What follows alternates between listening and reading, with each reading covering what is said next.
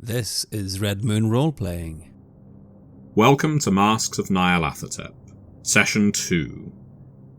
Our characters had made the long journey across land or sea to Peru and Lima, where they were to meet up with the expedition that would take them into the mountains in exploration of a forgotten pyramid. A pyramid potentially housing all manner of golden treasures. Each of them, in their own way, responded to an ad in the world's papers advertising this expedition. Augustus Larkin is its head, and he had requested that they meet up with him at an allotted time and date. Being prudent investigators, everyone arrived a little early, whether to perform some preliminary investigation before meeting with Larkin, or just to get to know one another and the lay of the land.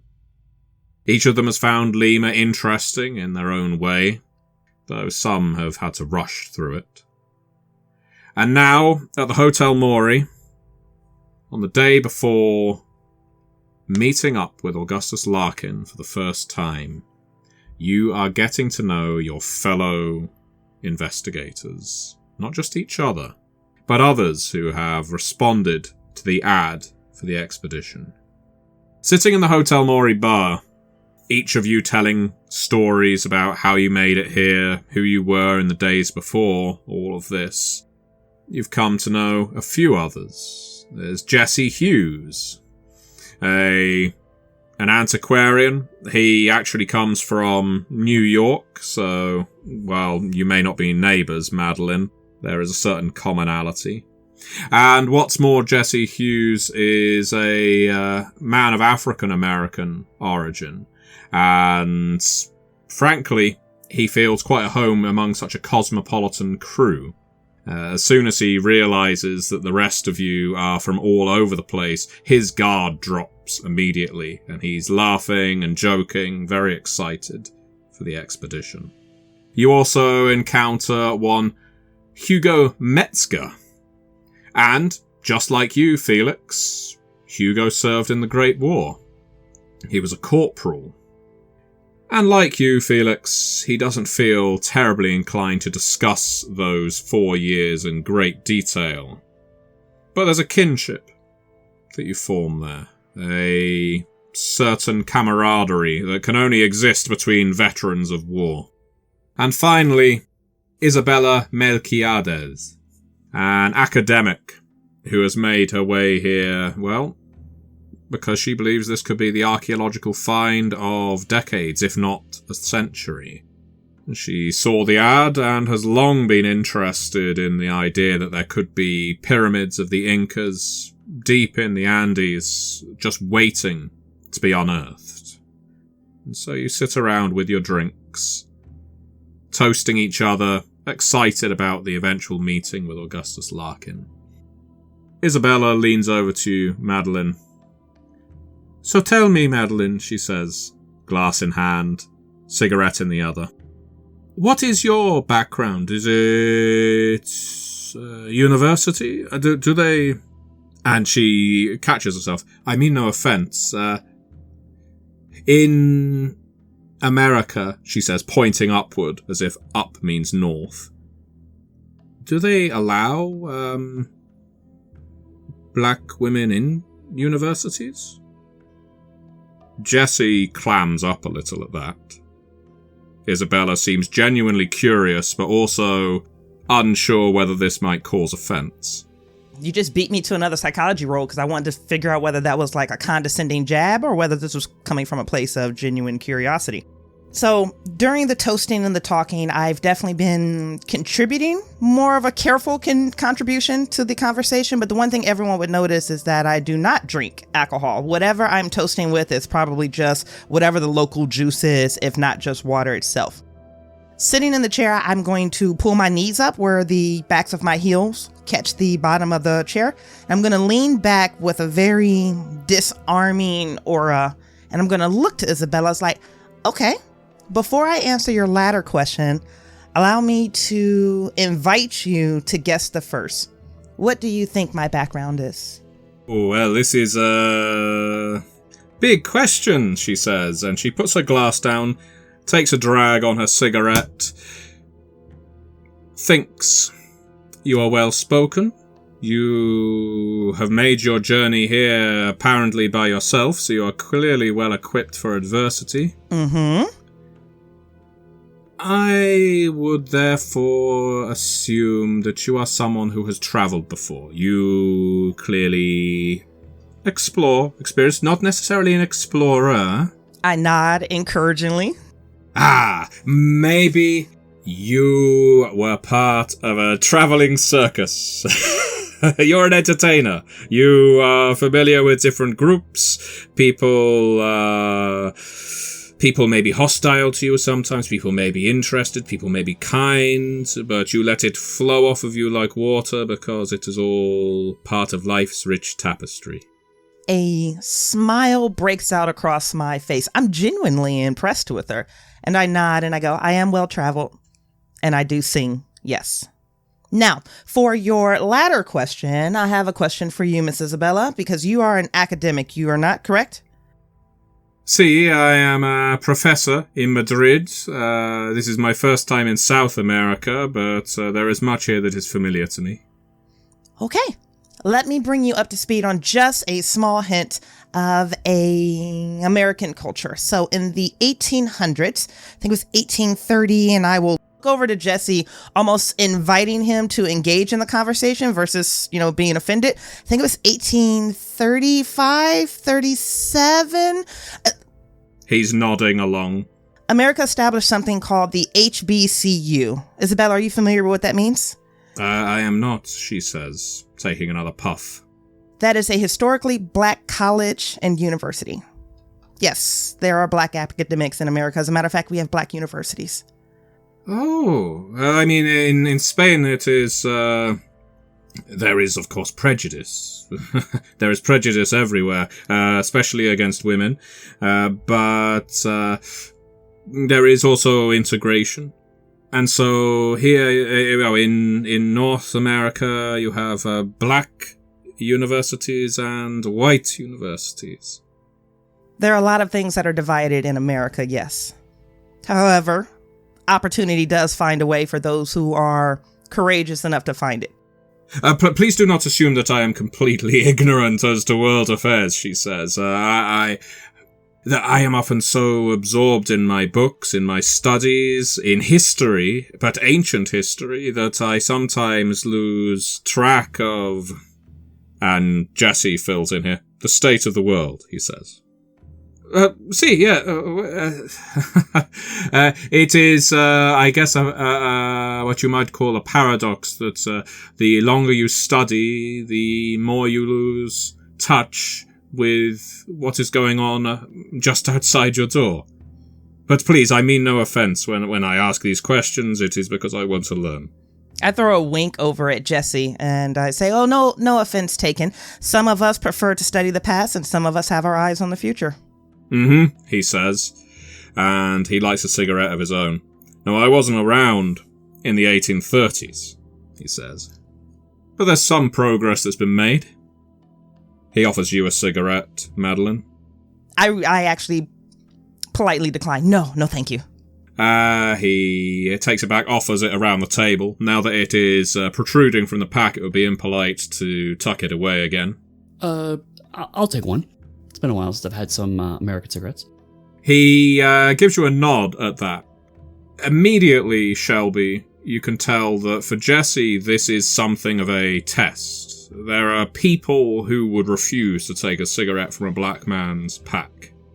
And the fact that you do so without hesitation implies something about you. Either that you are open-minded, accepting, or you're just completely ignorant. But the one thing it shows that you're not is outwardly bigoted.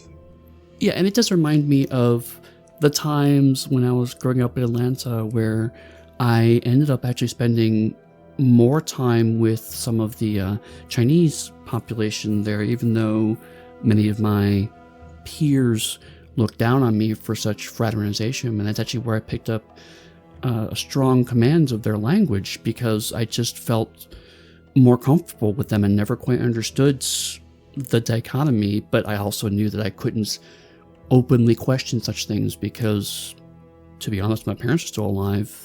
It led to beatings. So I relish the opportunity to feel like I can express my own interests in this area in a way that's not going to be as judgmental, even though I still understand that that's not going to change the world. He holds out a match, lights your cigarette, lights his own, waves it off. Now, I'm from New York, he says. It's far from paradise, and there's a lot of work that needs to be done.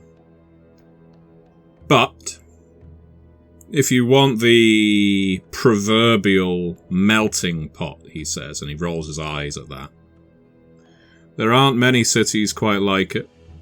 You've got Italians, Jews, Spanish, black people, of course. And we all have our districts, we all have our spaces. But at the fringes, you're starting to see the blend. You're starting to see people cross over. It's interesting. It's interesting to live it. It's interesting to go to a bar and see people sat with each other, chatting, laughing with each other's important, I think. There are lots of cities in the US right now where I'd almost say you'd get in more trouble for laughing with a black fella than, I don't know, serving him in a store or allowing him to sit in your auditorium. It's a funny thing. It's a vulnerability, I think. That's what people are afraid of, letting their guard down. But I don't mean to bring anyone down or nothing like that. I mean, it is what it is, right? And now we're in a whole different world down here. I'll exhale a lungful of cigarette smoke. I can agree with that. Certainly, Georgia is not as much cosmopolitan as New York. I'll say that. Although it's been a few years since I've lived there. I've spent a little bit of time in Georgia, but only a little, and that should tell you everything you need to know. I understand completely. Look, there are worse places, don't get me wrong. Oh, absolutely. When you're in the community, he says, and he levels his hand with you in a, this isn't an accusation way. When you're in the community, you're fine. But I found it isn't just a southern thing, but there's plenty of places where even in New York we would call the black community, and he says that with some derision. Unless you're already a part of it, you're seen with suspicion. You arrive, you're on the outside, and immediately the people on the inside start thinking, what does this person want? Does this person want what little we have? And that kind of toxic brew, it ruins everything for everyone. I'm thinking things will get better over the next 10, 20 years. I'll drink to that. Felix, you haven't had a great deal of input on this, and there's good reason. You can observe, you can learn, you can listen. And, well, you've been somewhat itinerant. You've seen a lot of different cultures, a lot of different peoples in your movements from Europe to South America in recent years. And yeah, there have been times when you've felt like an outsider, but not in the way that Jesse or Madeline are describing here. Hugo, a man who is older than you by about 10 years, gives you a look. He says, we are very fortunate in Germany, I think. Oh? How do you mean? I feel the war, as terrible as it was, shook some cobwebs loose. Perhaps that is true. I don't know. I just think of it as such an immense waste of life. Oh, it was. It was, definitely. These people do not want to hear our war stories, I'm sure. But have you ever been to a cabaret, Herr Bauer? Yes, I suppose I have been. Yes. It's interesting, I say, smiling. Fun. Interesting. Very fun. I saw one where the Kaiser, damn his name, was being lampooned on stage. Dressed in, there was this, what they call a drag performer. In a gown like a queen, but with the pickelhaube and the moustache. And performing this screeching song. It was painful on the ears. And you can see there's a rosiness to Hugo's cheeks as he's recounting this. But hilarious. Like a puppet show, but with living performers. It was strange. When I was there, I felt deeply uncomfortable. The cabaret, of course, has the dancing girls, and it has the comedy and live music, and all of that. I felt very lost, like I was too old. I was out of my element. That this was for a generation that came after mine, and then I saw the Kaiser as a queen on the stage, and I was laughing louder than anybody in that entire club. Must have been cathartic, seeing... Well, I mean, we were taught to look at him as pretty much a living god in some ways, right? And there he is being humiliated, being laughed at, something that would have been unthinkable just years before. The world, it changes so quickly. Quicker than I feel like I can adapt sometimes. Yeah. That is true. One day you stood among men that you know and love and treat as brothers, and the next you are the only one left. Isn't that the truth? Yeah. Yes, indeed. If I may, says Rupert. He stands up, glass in hand. Now, I've known Shelbs here for I'm sure what he would say far too long a time. But if there's one thing that Shelley and I truly love, and the one thing that we agree upon more than anything else, more than how much we hate these damn mosquitoes, it's how much we love meeting new friends. Here. We've obviously come a long way to be here, and I have to say that I was having nightmares on the road, on the ship.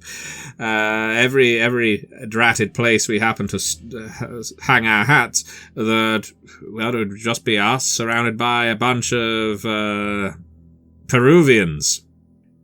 As it is, we're surrounded by civilized people, Europeans, Americans, and, well, about to embark on a big old adventure. So, I'm sure we'll be seeing Mr. Larkin in, and he checks the watch in his pocket. Oh gosh, very soon it looks like we're going to be heading to dinner. But until that time, and after it, I'm sure, let's declare ourselves a true fellowship. Heading into the mountains together. Raise my glass to that. Yes, I will do that as well. The comment, of course, about this being a group of civilized people being different than the locals does, I mean, I know the people here, they're people, and there's no real difference. But I'll just raise my glass because I don't want to have a conversation about that right now. I do not give a here to this, but I am deathly curious of the responses of the other people around the table. Is it just like the polite buy-in? Is it is it like, yeah, new friends? It's just, I absolutely love reading just responses across any table that she sits at. by all means, make another psychology roll there, Bridgett, for Madeline, and see if you can pick up on anything hidden. Oh, baby, I rolled a 52, and I believe that is going to be over my psychology of 45, but you know what? It's early in the game. Let's start the suffering off. May I burn the luck to make that a success? Do you want to burn 7 luck already, or do you want to burn 1 and get a reroll and risk a critical failure? We're going to go for that. So I'm going to burn the 1 luck, and we are going to reroll 39. That's a success then. So, going around the table, clearly Rupert is loving this. Right now he's the centre of attention, and people are joining in his toast, at least most people that he cares to observe. You've already heard how Shelby and Felix are responding.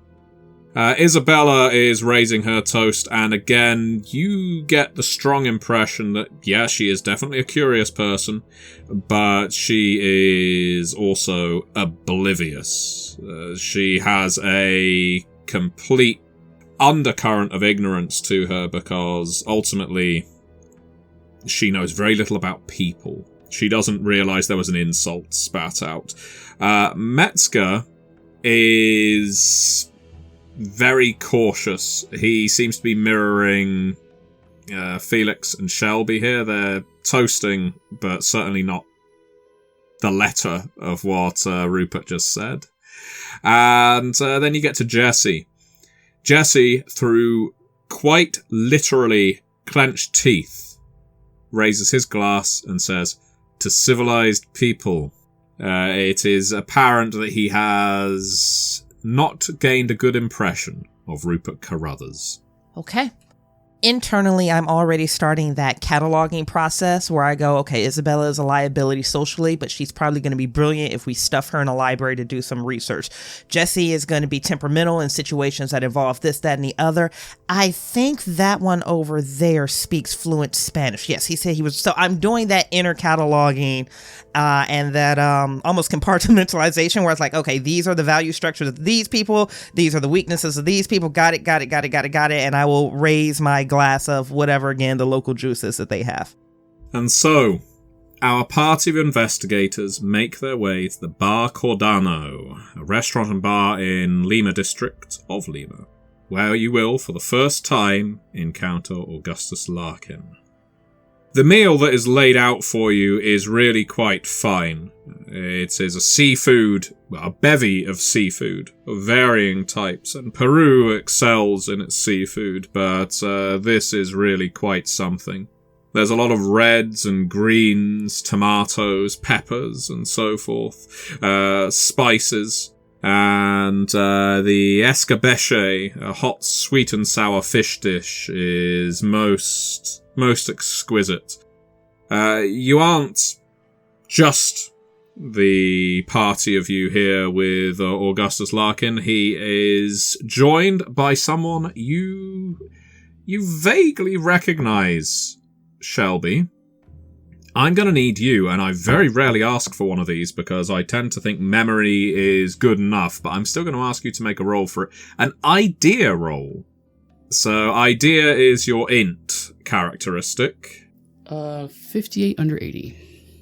You recognise the man who shot you both an accusatory look from the hotel lobby. He is sat to Larkin's left. Larkin himself, to give you a description, has all the effects of being a moderately wealthy colonial. In the sense that he is dressed with, pith and tan.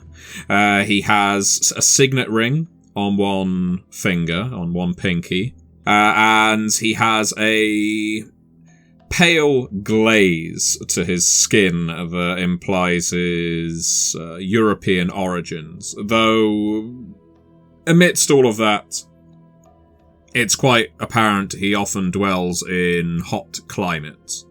His skin is ruddy in places, tanned in others. It's a bit blotchy, all told. It isn't an even tan. And in fact, if there's one thing that can be said for Augustus Larkin, is that he does not look all that well. His cheekbones are prominent, but not from a place of handsomeness. It is more that the flesh on his cheeks has sunk.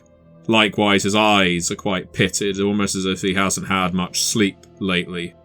Now, that's maybe cause for concern as you all take your seats and start devouring your food, but on the other hand, getting ill in climates like this, whether it's dysentery, malaria, or just common food poisoning, isn't hugely uncommon. It is quite possible that that's the reason he's unwell, but that doesn't mean you can't ask after his health. Now, next to that pale, thin, greasy fellow, Augustus Larkin, you have, and he introduces him, Luis de Mendoza, his guide in the local area and companion. Luis acts as his butler and batman, and is someone who knows Lima and the surrounding areas very well indeed. Now, Luis doesn't speak much. He isn't exactly one for conversation. When he speaks with Augustus, he's speaking in Spanish, and he doesn't direct conversation toward any of you. But Augustus himself is welcoming. After you've all experienced your first course of food, he finally stands. I am so grateful that all of you made it here, and you must excuse that I wished for us to partake in the exquisite food before we started our conversation. I know many of you have travelled a very long way, and appetites, ladies and gentlemen, appetites must be at the forefront of our mind. I believe that one does not march on an empty stomach. He says that almost like some army brigadier, but he does not look in any way like a military man. Far too slight for that. So thank you all for coming, and I hope that your travel here was without issue. De Mendoza here is my personal aide. And, I see Jesse Hughes. Jesse raises his glass. He's a folklorist from New York City. The last of our expedition, I must say. Last to respond to my telegraph, but I see so many of you have made it. Some did not. But you have. And it is you and I who will reap the rewards of this great, great expedition. May I ask for each of you to introduce yourselves? I can guess at names and faces, but I would hate to get any of them wrong. And so he gestures around the table, starting with you, Madeline. It's one of those things where I'm kind of shocked for a moment that I'm the first one going, but the smile spreads across my face, and I look at most of the individuals who were all colleagues and best friends and civilized individuals. I will spread that smile across the table. It's like, yes, thank you for the outcall. This is an incredible opportunity. I'm looking forward to it. My name is Madeline Hopper. I came across the news article actually in Harlem. It was quite a journey down. Yes, indeed. Ms. Hopper, I am given to Excuse me, he dabs his lips with a handkerchief. I am given to understand that you are something of a travelling entertainer. Now, do not worry, we're not going to be expecting you to keep us all entertained on our road through the mountains.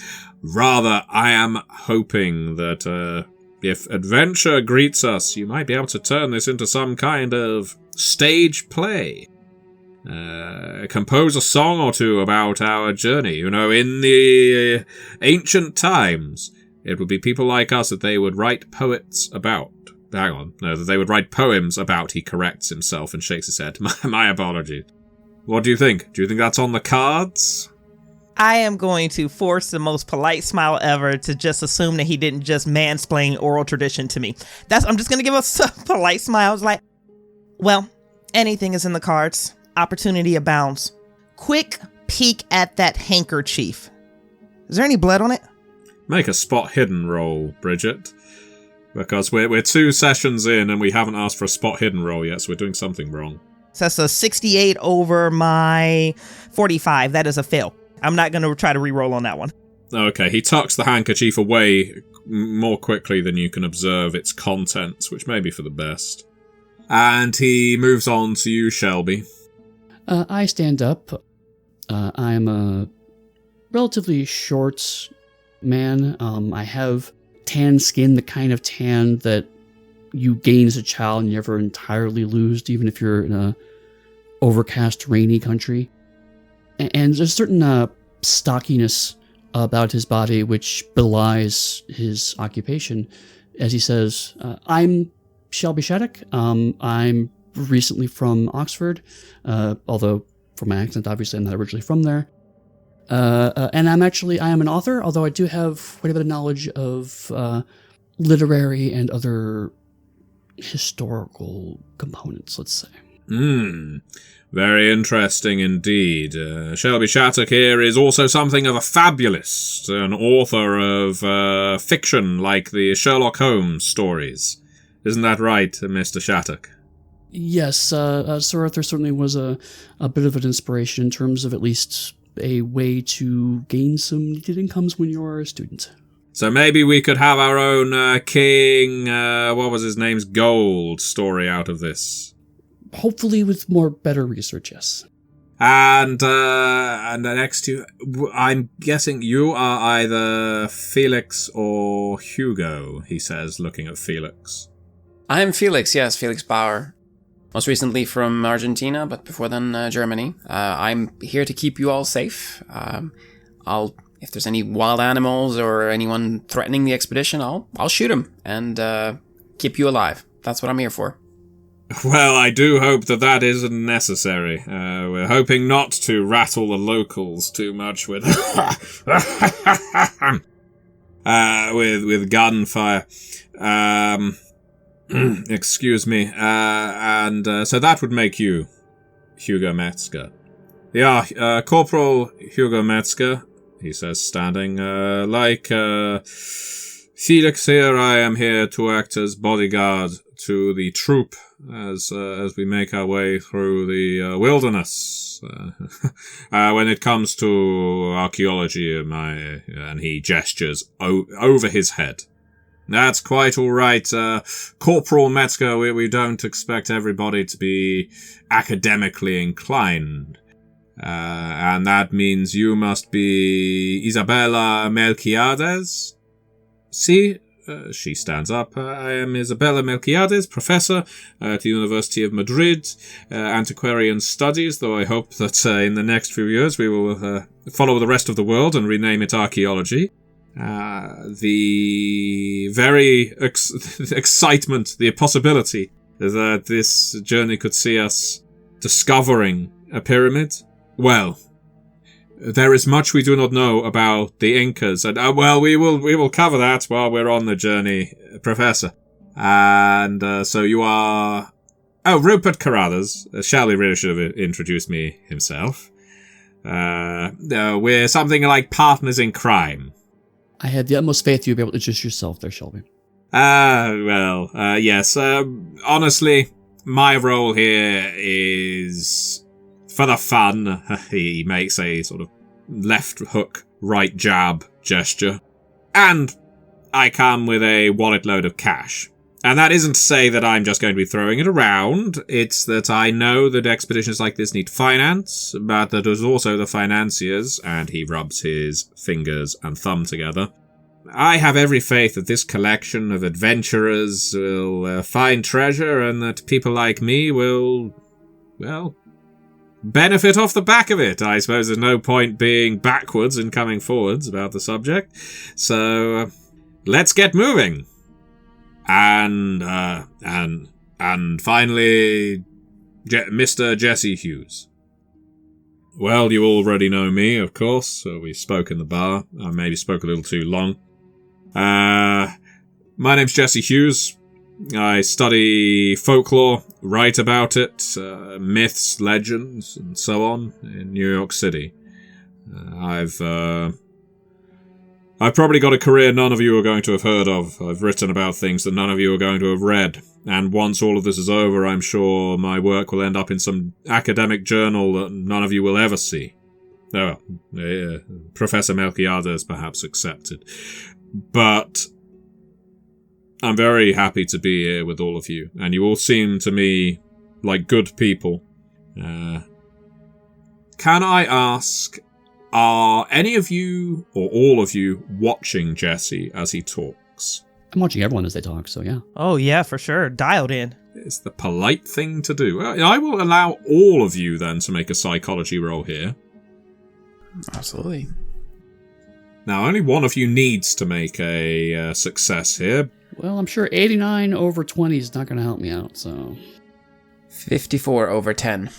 Oh dear. So, did anyone succeed? Bridgett? No, I actually failed on this one too. 62 over that 45. Yeah, entirely up to you if any of you want to spend a luck and get a reroll here, but it's alright. It's not going to kill the story if you fail.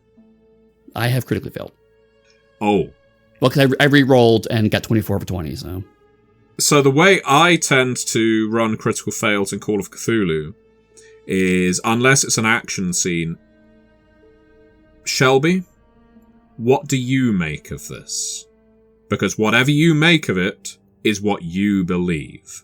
And so Jesse, as he looks around the table and he says, "It's looking forward to being here with such good people. I believe all of you are good people. And I think that we're going to find out some truths that are going to, well, set the world on fire." No, Shelby is going to take all of that absolutely at face value. That is 100% the truth. He's not in any way disambiguating. Excellent. And so, with that, Augustus lifts a toast, and those of you who are on the mango juice can enjoy that instead of yet more booze. And then Larkin starts talking about his intent.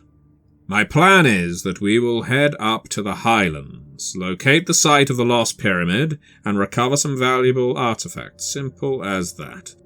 It's a pure archaeological expedition," he says, looking at each of you in turn. "And I expect all of you to become wealthy, or at least realize some measure of success within your chosen fields. You see, this isn't just a hunch I'm operating on.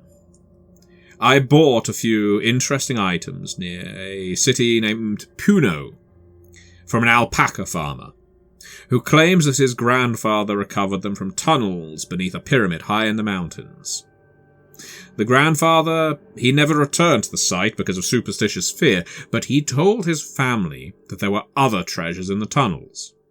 Now, this farmer couldn't give me the precise location for that site, but my subsequent research has provided enough detail to narrow it down and make this expedition viable."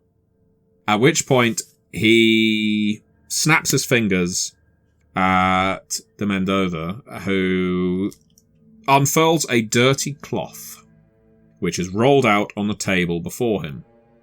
"These are the two items that I bought from the farmer. One is a pendant in the form of a man holding two rods or staves. It's embellished with rectangular shapes. The other is a golden cup, carved with geometrical patterns and circles and inlaid with turquoise. Please, pass them around the table. All of you examine them. I would hate for any of you to doubt the veracity of what we're doing." I would like to doubt the veracity of what we're doing. Can I make multiple rolls to examine these, or do I have to pick one? So you should choose a skill, for instance, archaeology, if you have it. I was actually thinking more occult, but yeah. Occult can function as well. 41. I'm spending a point of luck to get down to 40. Okay. So, using occult, what you're looking for here, amid the geometric patterns, the individual sketched in or carved into this golden tablet, see if there's anything you recognize here. The golden cup, you are pretty certain, based on its engravings, is Incan design, probably 15th century. You can make head nor tail of the small pendant with the man and the rectangles. What you glean from the geometric patterns, while you aren't necessarily fluent in Quechua, is this is going to have been a mystic's cup. Now, I know that's very nebulous, but there would have been priests and wise men and women in the Incan Empire who would have conducted ceremonies, not all that dissimilar to Catholic Mass. Mm-hmm. And a goblet or chalice is central to many, many faiths. The geometric patterns, just based on repetition, it tells you there is a ritual component here. As in, it's like a prayer has been engraved around this cup repeatedly. Probably something that would have been chanted or prayed aloud to reinforce a point. But undoubtedly, this was central to a ritual, and yeah, you would say probably around 500 years ago. Okay. How about the rest of you examining this? Do any of you wish to attempt something like archaeology, history, or occult while examining them? This isn't really my forte, but as we're talking about how these items were found, I will also relay the stories that I heard at La Taverna about this gold that was found by the farmers and how, well, they're no longer there, how they ended up disappearing, just to see if that's in any way connected. Larkin's eyes widen at that. Really? Really more well, this could be very, very dangerous. I don't mean that the farmers might know something. Gosh, no, nothing like that. More that if others know of it, we may not be the first to discover it. But then it would have made its way to the papers. No, I'm still convinced we are the ones on the true path here. I imagine everything you've heard, not to discredit your own investigation, Herr Bauer, is purely rumor and innuendo. Certainly, I have no way of confirming its veracity. It's very possible. But if there would be any truth to it, it could, as you say, indicate that perhaps there's other people also looking for these very valuable things. So, yes, we best stay alert. That's why me and Hugo are here, after all. De Mendoza is staring at you, and there's no psychology roll needed here. He is staring daggers at you as you are speaking, Felix. It almost looks like he has to restrain himself from snarling as he stares. That is interesting. Any, is there any reason I can think of for that? I mean, we couldn't be about the war. We weren't on different sides there. No, you've not met this man before. Maybe something you said? Yeah.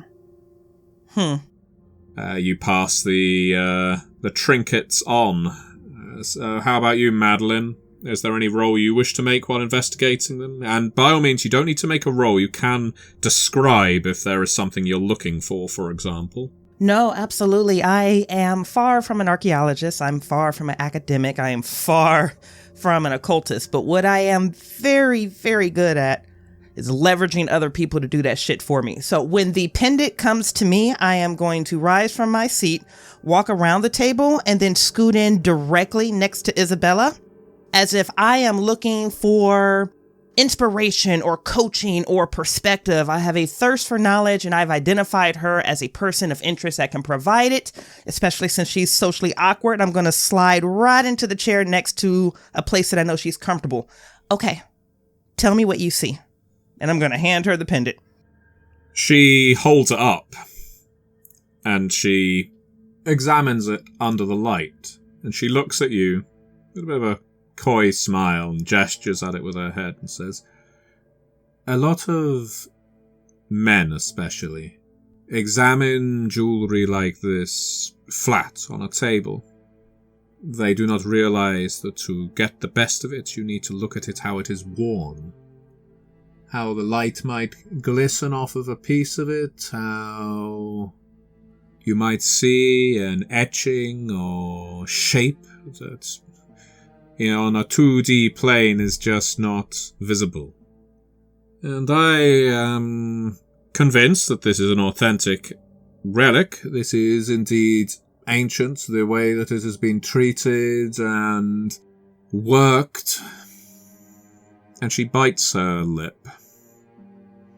And she lowers her voice, And she lowers the pendant. But something is strange. I would place, without further examination, and keep in mind that hypothesis is the death of reason, that this pendant dates back to, I would say, the 5th century? Long before conquistadors and colonists from Europe arrived here. This chalice is from much later. It's almost Catholic in design, except for the etchings, which seem Quechua in origin. There's 1,000 years, I would suggest, between them. Wow, indeed. The pendant, she says, this is an ancient treasure. In Europe, the excitement we have when we find Roman coins or a Greek temple, that is what we should be experiencing now, looking at this pendant in such fine condition. Wherever it has been preserved, unmolested by time and the elements. I wrinkle my nose at her as she's speaking, because again, everyone has a lane, everyone has a purpose, everyone has a passion. If you can tap into it and just watch them go, it's a beautiful thing to behold. And in this moment, I am genuinely further impressed with Isabella. And I just wrinkle my nose at her in almost like a gratitude mixed with a certain degree of awe. And then I'm going to look to Larkin and say, Mr. Larkin, I am curious, when you made the decision to embark on this expedition, why did you go to the papers to do an outcall versus, I don't know, selling this opportunity to people in your own circles or specifically approaching individuals from university? I'm just curious why you chose the outreach method that you did. He smiles at you, and all told, it's a sickly look.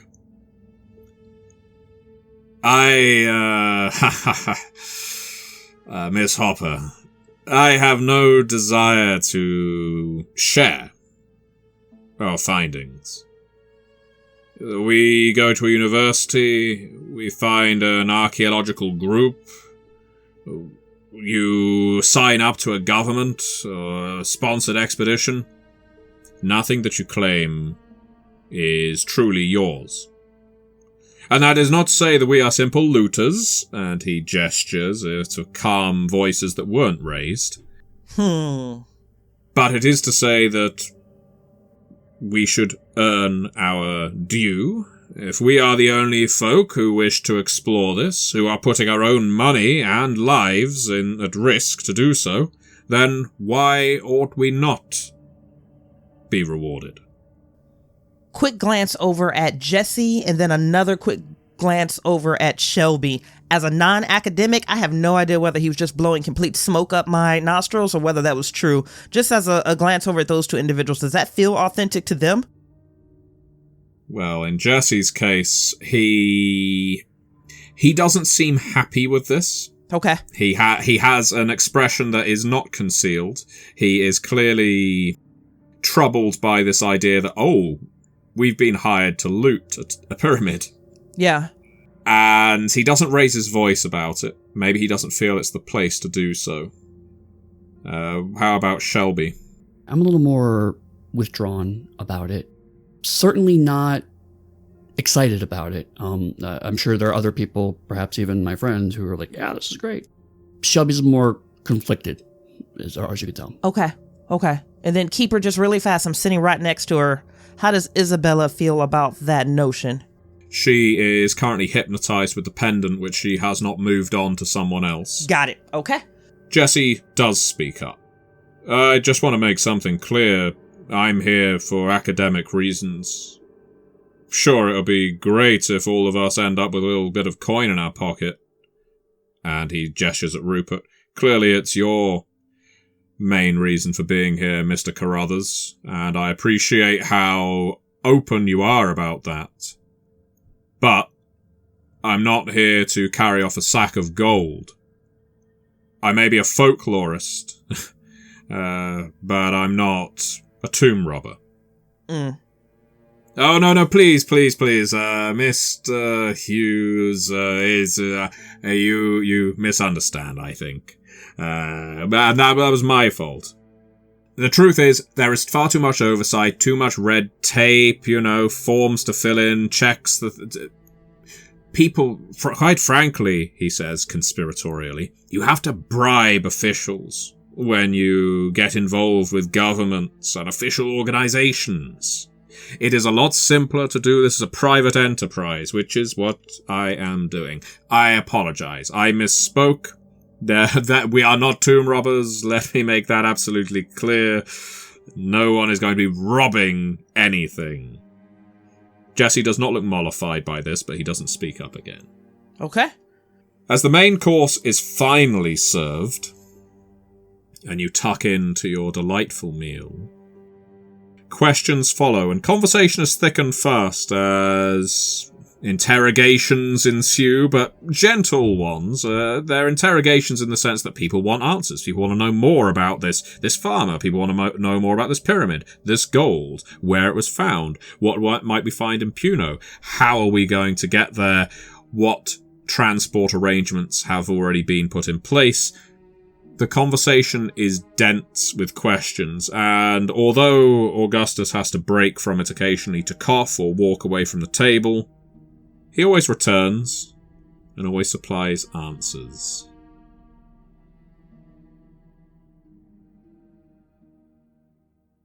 You have listened to an episode of Red Moon Roleplaying, where we play Masks of Nyarlathotep for Chaosium's Call of Cthulhu 7th edition. Joining us as our keeper is none other than our dear friend Matthew Dawkins, and we were also joined by Bridgett Jeffries and Eddy Webb. The music was made by Aegersonus and Halgrath, and we've also used Cryochamber's Lovecraftian compilation albums. All of this with the permission of Cryochamber. Check out their website at cryochamber.bandcamp.com or their YouTube channel for some moody dark ambient for your gaming table. We would like to give massive thanks to our champions of the Red Moon: Martin Heuschober, Simon Cooper, Julia, Camilla, Bob Lange, Cameron, Graham Barey, Doug Thomson, Lily, Maciej, Black Templar, Dennis Sadecki, and Leonhardt for their generous support. You would of course also like to thank all of our other patrons. Without your support, this show would not be possible. If you want to support our work, please check us out on Patreon. You can get access to bonus campaigns for Cult of Indy Lost, Call of Cthulhu, Warhammer Fantasy Roleplay, and Warhammer 40k Imperium Maledictum there. And you can also get early and raw access to all of our recordings, and hear your name read on the show as a champion of the Red Moon, as well as even play some Cult with us. Most importantly, that support is what keeps the show going, so do check us out there. Thank you again for listening, and remember, I am the last. I will tell the audient void.